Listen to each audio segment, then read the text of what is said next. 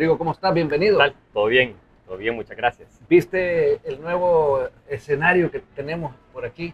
Sí, no, la verdad es que está súper bonito este lugar, bien acogedor también. Fíjate que lo que a mí más me gusta es poder tener estas charlas, como vos sabés que tú y yo somos conversadores, nuestros compañeros de la bancada hacían también, y tenerlos en un lugar donde nadie, por generaciones, podría pensar que el centro de San Salvador podría venir a esta hora, a media mañana, a media tarde, en la noche, en la madrugada, ir a la biblioteca, y está seguro. Era impensable, y parte de eso es un trabajo que estás tú, que estamos todos nosotros, pero ahora quiero que me contes tú a mí, ¿cómo ha sido para vos estos 3 años? Sos parte de la Junta Directiva de esa nueva Asamblea Legislativa y el trabajo que se nos ha encomendado se ha cumplido, pero no sé si vos sentís como que uno quiere hacer más para acompañar a Nayib Bukele en este proyecto. No, completamente, y eso es algo, Carlos, que lo habíamos platicado incluso en otra entrevista que tuvimos en otro espacio, de que uno siempre quiere hacer más, porque hay mucho por hacer en este país. No solo era el tema de seguridad, el tema de seguridad era el principal, pero luego de eso, por supuesto que vienen un sinfín de temas.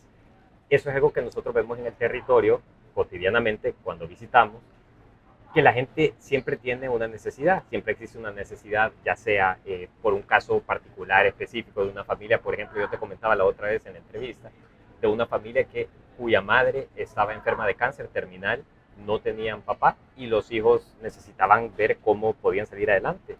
Pero dentro de todo este sinfín de necesidades, además del esfuerzo que nosotros hacemos desde la Asamblea Legislativa apoyando el liderazgo del presidente Nayib Bukele, también hay muchas personas de la ciudadanía, por ejemplo, e incluso de la diáspora, que se unen para ayudar también a otros salvadoreños.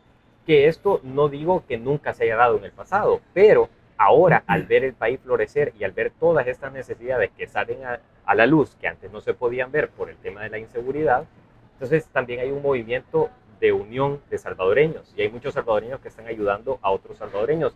Te pongo un caso específico. Otro, además del que comenté, una escuela en los planes de renderos me escribe y me dice que ellos quisieran tener un teclado, un piano. Y me escribe a mí porque sabe que yo toco piano, para enseñarle música a los alumnos, porque no tienen en este momento. Entonces vengo yo y encuentro la ayuda de muchos salvadoreños en el exterior que ya tenemos el piano en nuestro poder, es decir, se lo vamos a hacer llegar a la escuela, pero esto no pudiera haber sido posible si no hubiéramos tenido el apoyo de los salvadoreños en la diáspora. Entonces, al final es una unión, el movimiento ha traído una unión, un patriotismo, un sentido de familia, de pertenencia de los salvadoreños, que al final es una tarea y un trabajo no solo de la Asamblea Legislativa, no solo del Ejecutivo, sino de todos los salvadoreños. Nosotros somos funcionarios públicos y tenemos un trabajo específico que no solo nos exige nuestro empleador, que es la población que va y cuando llega a las urnas nos está contratando, nos está diciendo van a trabajar para nosotros, pero, y aquí viene ese pero, en nuestro país llega un gran pero, no se vayan a equivocar, hagan un trabajo. Y ese trabajo en este periodo ha sido hecho. Claro, nosotros queremos más porque falta mucho más. Así es. Me comentaba Cristian Guevara en estas charlas también que nosotros no hemos salido a prometer nada, Nayib Bukele no ha prometido nada, y es verdad, lo que se está haciendo es diciendo, esto está hecho, falta, porque hay que ser realistas. Así es. Antes tenías políticos que te ofrecían cualquier cosa, pero nunca ni siquiera, ellos sabían de antemano que no iban a cumplir, y es lo que vemos que han salido de la oposición ahorita, a darle a una, como que fuera un cassette de los de antes, nunca mejor dicho, ¿verdad? Que lo meten y ahí suena todo trabado, pero es el mismo discurso. Así es. Nosotros no estamos en eso. Yo te he oído a ti, pero contame un poco qué es lo que tú hablas cuando vas al territorio con la gente, en qué consisten esas visitas, qué es lo que has estado oyendo de ellos respecto a este momento que viene el domingo 4 de febrero. Sí, yo creo que lo más importante o de las herramientas más importantes, si no la principal que podemos tener nosotros como funcionarios públicos, es el mapa que la misma población nos traza. ¿Y cómo nos lo traza? Diciéndonos cuáles son los problemas que ellos ven de más importante a menos importante. Ejemplo, yo se lo digo en estos conversatorios, a mí me gusta platicar, y tú lo dijiste al inicio, somos personas que platicamos, que hablamos mucho. A mí me gusta llegar a las comunidades, sentarme con la gente y que la gente platique conmigo. No necesariamente llevar una fiesta, que sí es bonito en épocas de fiesta, por supuesto, pero también conocerlos a ellos, no solo llegar yo a hablarles a ellos, sino que mi interés es que ellos me hablen a mí también, Porque una cosa es que yo llegue y les explique algo, o les diga esto viene, o como tú decías, en el caso de algunos de oposición, de llegar a prometer algo que es incumplible, por ejemplo, pero a mí me interesa escucharlos a ellos, escuchar qué es lo que ellos ven, qué es lo que ellos quieren de nuestro país o de nuestros funcionarios para su país. Entonces en estos conversatorios he tenido muchísimos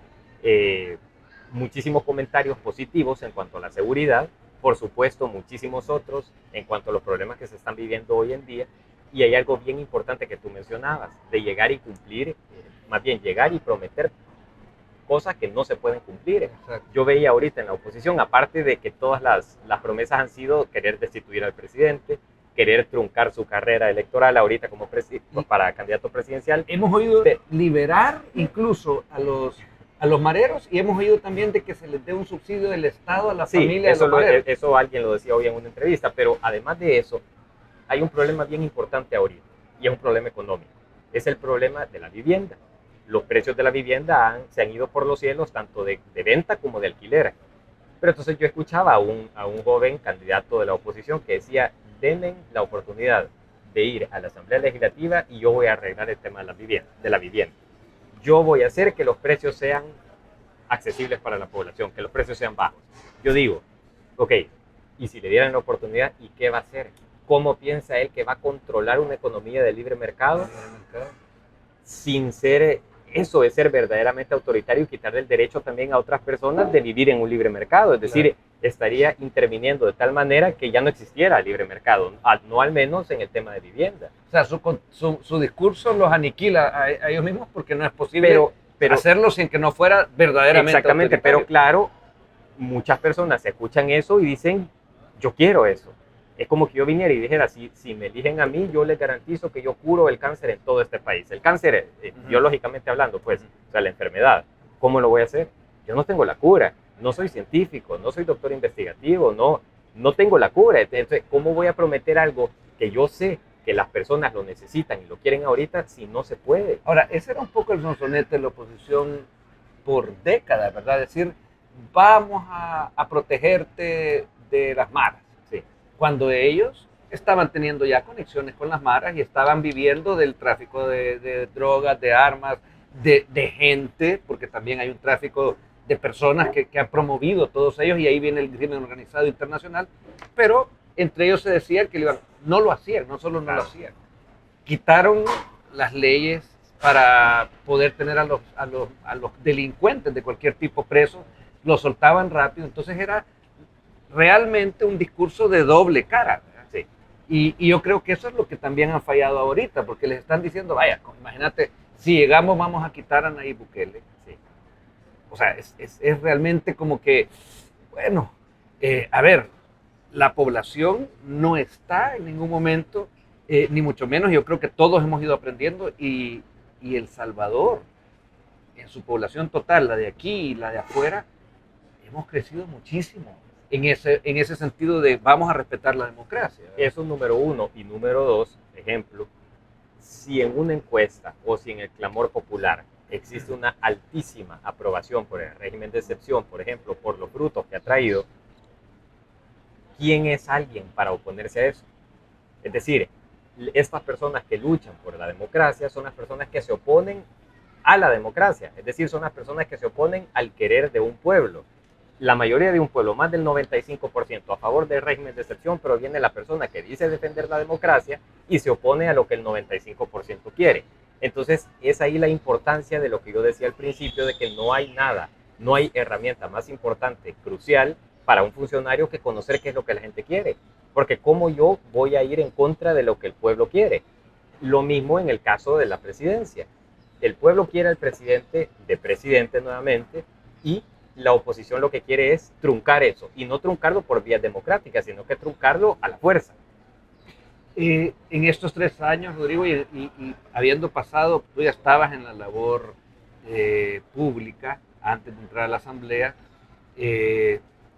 también hemos hablado otras veces, sos de formación en economías y ciencias políticas, tenés incluso máster en administración, o sea, muy preparado, y prácticamente en tus comienzos de tu vida profesional te has abocado al servicio público, en un país donde era todo lo contrario, ¿verdad? Donde ya era en una edad avanzada. Exacto, y era por otro fin. Ahora bien, ¿qué sentís tú que en estos 3 años has aprendido y has obtenido de esta experiencia personalmente, pero sabiendo que estamos en una constante comunión con los salvadoreños, trabajamos para ellos?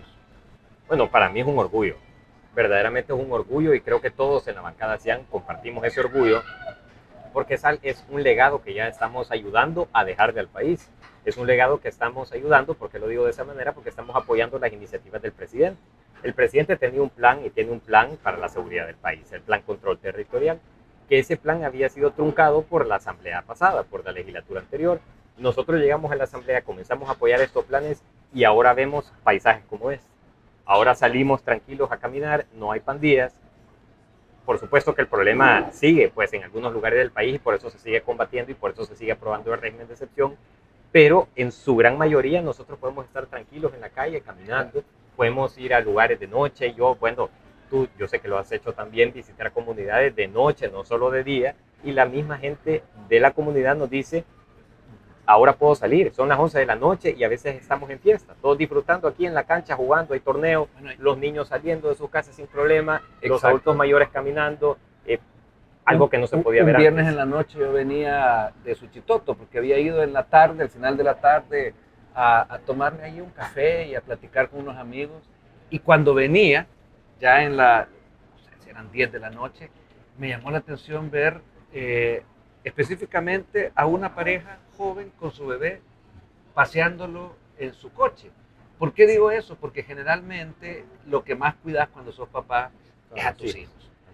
Mi generación, mi papá llegó un momento en que dijeron, no, hay guerra allá afuera, habían bombas, balazos, todo eso, ya no salen. Y eso es lo normal. Y después en la posguerra, ojo, con los mismos, puede decir antagonistas, porque no son protagonistas, los mismos que hicieron esa guerra, después crearon este clima de maras. Y ahora tú ves ese simbolismo para mí de esa pareja joven con un bebé, era como decir, me siento en tal confianza que no va a haber nadie que me va a hacer daño, ni a mí, ni a lo que más quiero, que es mi bebé. Eso es lindísimo oírlo. Y bueno, tú lo ves también cuando vas te hemos visto, bueno, te he visto también tocando música. ¿Cómo acá en el centro histórico. En el centro. Sí. ¿Cómo vas con la música? Contame. No, bueno, eso fue una experiencia, la verdad, inolvidable para mí. Vine a tocar con la Orquesta Sinfónica de San Salvador, la municipal. Tuve la oportunidad de acompañarlos en 2 ocasiones en diciembre y la gente muy contenta, no necesariamente por mí, sino contenta por el talento que tienen los jóvenes, el talento que tienen los niños. Hay niños bastante pequeños en esa orquesta que tocan increíble. No, pero también que te vean a vos tocando. Mira, hay que decirlo así, tú sos ¿cómo se llama? El vicepresidente de la Asamblea Legislativa, y venís y te acercás y te quieren y tocas música y tocas el piano. O sea, solo te va a hacer una reflexión. ¿Te hubieras imaginado al Chato Vargas? Yo creo que aparte de, no sé, sacar un par de pistolas y tener, o sea, no lo había. Sí. No, ya no digamos haciendo música y disfrutando. Eso es lo que yo veo con la bancada CIAN en general cuando llega, que nuestros compañeros, sean cuales sean las habilidades, a uno los vemos departir, platicar, jugar fútbol, o sea, es realmente una asamblea, convivir con la población, una bancada que está de cerca, que está ahí, que es el trabajo de nosotros. Antes era solamente encerrarse a las grandes oficinas de algunos grupos así medio raros. Exacto, y esa es la gran diferencia, y por lo que yo decía y lo vuelvo a decir por tercera vez, la importancia de estar cerca de la población es, como tú lo dijiste, ellos son quienes nos contratan, por decirlo de una manera, el día de las elecciones, para que vayamos a servirles a ellos, que es lo mínimo que podemos hacer, es estar en contacto y cerca de ellos, porque es la única manera que nosotros vamos a saber si estamos haciendo las cosas bien o si estamos haciendo las cosas mal. Claro, nosotros nos acercamos a la población, ellos nos agradecen por el tema de seguridad y por supuesto, y tienen todo el derecho del mundo de hacernos ver también otros problemas que siguen existiendo o que se han agudizado por factores externos al país, como por ejemplo la crisis económica, y nosotros ver de qué manera apoyamos esto. Es que eso tiene que ser, sí, que yo no sé por qué, pero antes lo que se vendía era una fantasía inexistente, sí, que era lo que, como tú decías hace un rato, y lo hemos platicado también, y Cristian Guevara, era como prometer sobre algo que era imposible, y que se sabía de antemano. No, si es que realidades hay. Yo me acuerdo vos sabes que viví un tiempo en Alemania y cuando llegué en el 2000, creo que fue 2010, 2011, tengo una amiga que era de intercambio del colegio, que era senadora del estado donde yo estaba. Y un día nos fuimos a acompañarme y me fui en bicicleta con ella a una comunidad porque tenían un problema de agua. Sí. Alemania 2011, o sea, sí. Estamos hablando de que uno dice, no, allá no hay problemas. Claro, lo que pasa es que aquí teníamos que resolver los problemas básicos. Los mareros decidiendo. Derecho a la vida. Derecho a la vida, pues, o sea, exacto. Eso era, pero esos problemas van a estar en todo país. Lo que hemos logrado y que Nayib Bukele ha dicho siempre es, subamos de nivel.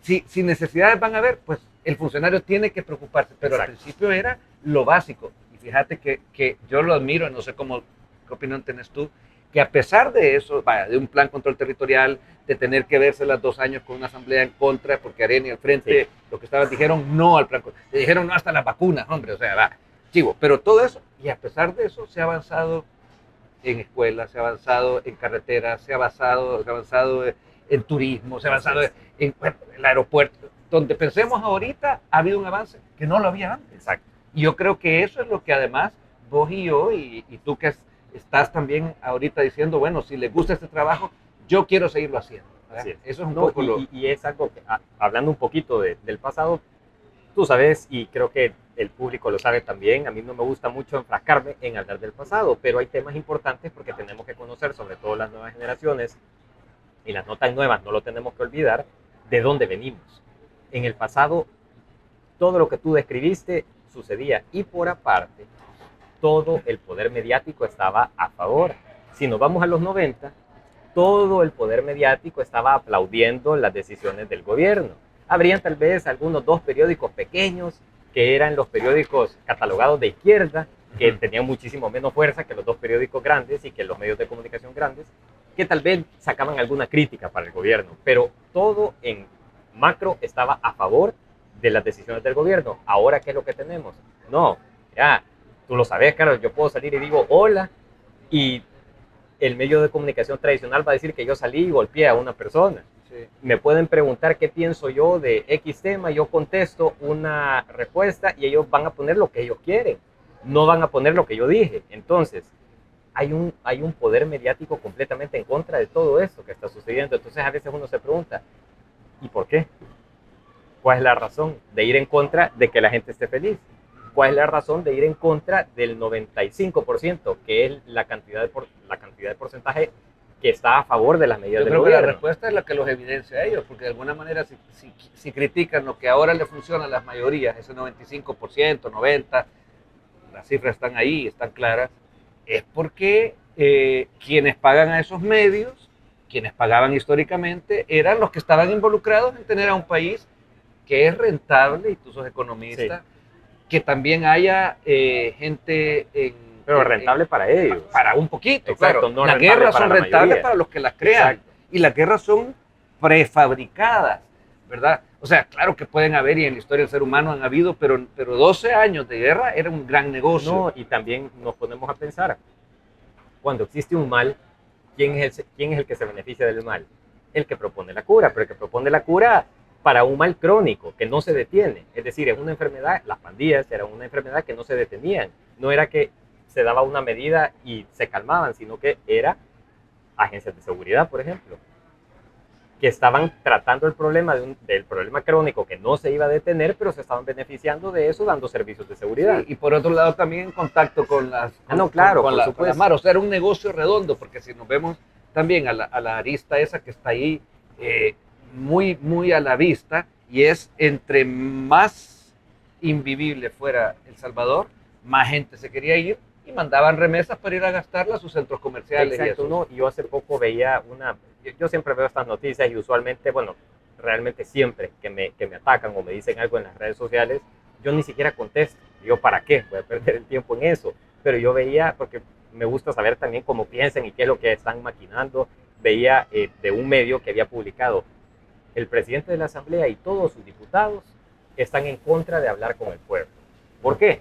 Porque ella le había ofrecido una entrevista, una persona le había ofrecido una entrevista al presidente de la Asamblea, y el presidente de la Asamblea le dijo que no. Eso no es estar en contra de hablar con el pueblo. Si es que nosotros hablamos el pueblo directamente, no tenemos necesidad de intermediarios. Sí, exacto. O sea, tal vez el intermediario es el celular, como tú bien decís. Tal vez el intermediario es, qué sé yo, el carro que me va a llevar de aquí a la comunidad para sentarme yo con las personas y platicar. Pero ahora no puede existir mayor cercanía con el pueblo salvadoreño, al contrario de lo que este medio de comunicación decía. Podremos estar nosotros tal vez, y no en contra, simplemente que no es justo, así lo veo yo al menos, tener un filtro en medio que te cambie lo que tú has dicho. ¿Por qué voy a tener la necesidad yo de tener un filtro en medio de lo que yo estoy diciendo y del pueblo salvadoreño? ¿Para qué? Para que me tergiversen, para que me cambien lo que yo digo, que yo les quería decir al pueblo salvadoreño, estamos trabajando, un ejemplo, por X tema, y que el filtro diga, ¿saben qué? No me gusta lo que dijo el diputado, mejor digamos que está trabajando, o más bien que no está trabajando y que está haciendo X cosa. Entonces, ¿para qué voy a tener necesidad yo de ese filtro que me tergiverse cuando yo puedo saltarme el filtro y hablar directamente con la gente? Bueno, y ese es el fenómeno en el mundo entero, por eso es que los medios han ido o cayendo definitivamente, o lo que ha sucedido también en los últimos días, que no sé si lo has visto, creo que sí, que ha habido también ya un como que se dieron cuenta que la realidad les topó a la cara de tal manera que medios internacionales, lo vemos en España, en Sudamérica, en todas partes, están teniendo que decir, eso demuestran los sondeos. Ojo, sí, le falta que se vengan aquí y vean la realidad, porque hasta ahorita tengo claro que al principio lo que hacían en el país, allá en España, es que le hablaban a sus cheros del Faro, le decían, contame la verdad, esa verdad filtrada, que claro, es lo que vos acabas de describir. Y entonces ellos les vendían un rollo porque los del Faro les pagan para atacar y para que esté todo mal, siempre. Ojo, si está mal, hay que decir está mal. Y nosotros estamos diciendo, el país estaba mal y hay que trabajar. Ese es el trabajo del funcionario. Antes había que agachar la cabeza a los medios. Sí. ¿Y quiénes le agachan la cabeza a los medios? Los corruptos, porque los medios tienen ese tira y encoge, porque viven todos de esas tarifas. Va. Entonces, ahí está aclarado de cómo funcionaban ellos. Sin embargo, tenés medios como la BBC, tenés medios, veía un periódico conservador de Ecuador diciendo, eso ha funcionado, y es más, los ecuatorianos, los chilenos, los argentinos, de todas partes, quisieran tener a un Bukele y el trabajo que allá se ha hecho. Eso es increíble. Ahora, hay que dejar también siempre claro, y me gustaría ahí que dieras tú tu visión, de que un presidente en democracia no logra nada si un Congreso no se lo aprueba, que es lo que nos ha tocado, ¿verdad? Y que es el sistema, el real sistema para que las cosas funcionen en un país.